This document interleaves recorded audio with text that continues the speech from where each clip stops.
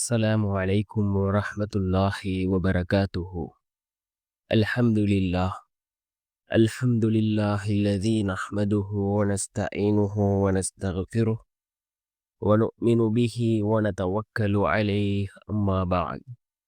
அன்பிற்குரிய அல்லாஹ்வின் நல்லடியார்களே, அன்பு சகோதரர்களே, நாம் தொடர்ச்சியாக பார்த்து வரக்கூடிய துஆக்களினுடைய திக்ருகளினுடைய தொகுப்பில் இன்று நாம் பார்க்க இருக்கின்ற விடயம் என்னவென்றால், இன்றைய தினம் வியாழக்கிழமை அசருடைய தொழுகையை தொழுதுவிட்டு அதே இடத்தில் அமர்ந்தவர்களாக இந்த சூறாவை 7 தடவைகள் ஓதி நாம் அல்லாஹ்விடம் பிரார்த்தனை செய்வோம்.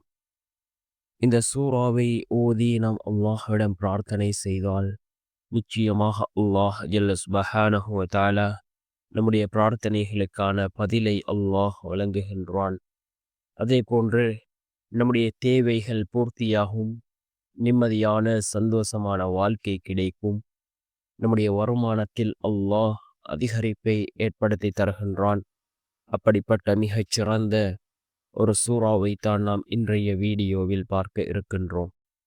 அன்பார்ந்தவர்களே, அல்லாஹ்வின் நல்லடியார்களே, அல் குர்ஆனிலே 114 சூறாக்கள் இருக்கின்றது. ஒவ்வொரு சூறாக்களுக்கும் ஒவ்வொரு விதமான சிறப்புகள் இருக்கின்றது. இவ்வாறு அல் குர்ஆனிலே இருக்கக்கூடிய மிகவும் சிறந்த ஒரு சூறா. இந்த சூறாவினுடைய ஒவ்வொரு வசனங்களும் அல்லாஹ்விடத்திலே பிரார்த்தனை செய்யக்கூடிய வசனங்களாக இருந்து கொண்டிருக்கின்றது. ஒவ்வொரு வசனங்களும் துஆவாக அல்லாஹ்விடத்திலே மன்றாடக்கூடிய வசனங்களாக இந்த வசனங்கள் இருந்து கொண்டிருக்கின்றது. அந்த சூறா தான் சூரத்துல் ஃபாத்திஹா. நாம் தொழக்கூடிய சந்தர்ப்பத்தில் இந்த சூரத்துல் ஃபாத்திஹாவை ஓதுவது ஃபர்லாக இருந்து கொண்டிருக்கின்றது. அந்த அளவுக்கு சிறந்த ஒரு சூறா. ஒவ்வொரு வசனங்களும் அல்லாஹ்விடத்திலே பிரார்த்தனை செய்யக்கூடிய வசனங்களாக இருக்கின்றது. பிஸ்மில்லாஹிர் ரஹ்மானிர் ரஹீம். அல்ஹம்துலில்லாஹி ரப்பில் ஆலமீன். அர் ரஹ்மானிர் ரஹீம்.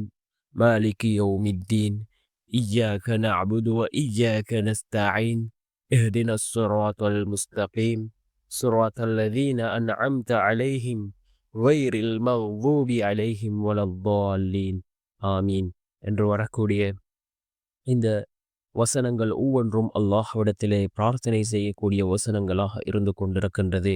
இந்த சூரத்துல் ஃபாத்திஹாவிற்கு ஏராளமான சிறப்புகள் இருக்கின்றது. நோய்களை குணப்படுத்தக்கூடிய அந்த சிறப்புகளும் இந்த சூரத்துல் ஃபாத்திஹாவிற்கு இருந்து கொண்டிருக்கின்றது. அதனை ஓதி நாம் அல்லாஹ்விடம் பிரார்த்தனை செய்வோம்.